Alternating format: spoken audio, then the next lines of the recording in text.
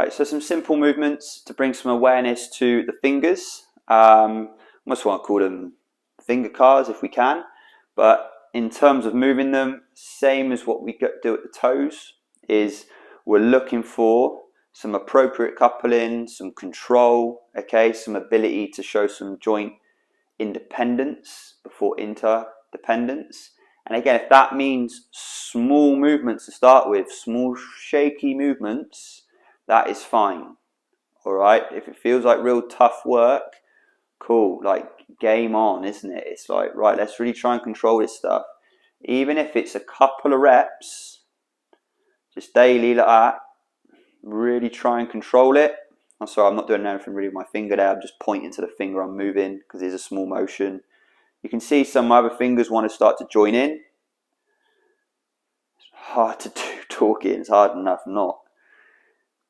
As I rotate from each one, best I can, just see I'm trying to control the other fingers as I'm moving through it and try and express a little bit of independence, right?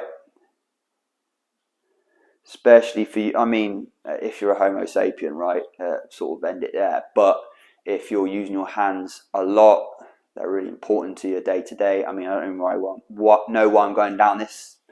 It's not even a rabbit hole. Like, if you're a Homo sapien, it's important, right? We function of the hands. So if it's just a couple of reps, 10 seconds, if that, each day, for each finger, just go through it, just bring a little bit of awareness. Allow that picture of what the fingers can do again, just be painted a little bit more vividly up here. And then in terms of moving through some flexion and extension, I quite like it sometimes in my morning routine. I'll go really, like, as far as I can, squeezing into extension. So extending at the fingers as much as I can. And then I'll start to try and just pull into flexion as slowly as I can. And immediately I can start to feel tissue on this closing side working hard. I'll speed it up a little bit, create that clenched fist. You can start to go a little pull into flexion if you want, or pause there and feel when you start to pull there, and we don't want that.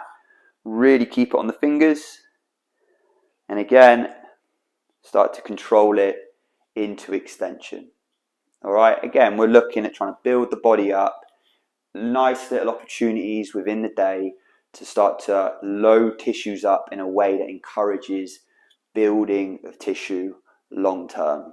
All right, those little moments, like a couple of minutes each day for this area of the body, it adds up over time. Okay, it's definitely going to be a lot better than not doing it at all. And then if, say, the wrists, the fingers became a focus point for you, especially say if you're a musician, or say something, say cricket that I talk about a lot, say you're a spin bowler, seam bowler, you want that nice bit of feel. Even as a batsman, you want that nice feel. You can make training this area of the body, what's the word I'm looking for? If you're triaging it, it's at the top of the list, you can make it a priority. There we go. For say a month, build the capacity of this area. And then if you think of the amount of movements it's in use for, you're then creating tissue where you've created a better base. For then when you're bringing your hands to, say, other gripping patterns, movements, you can then start to get more and more out of that. All right, so you've created a more trainable area of the body.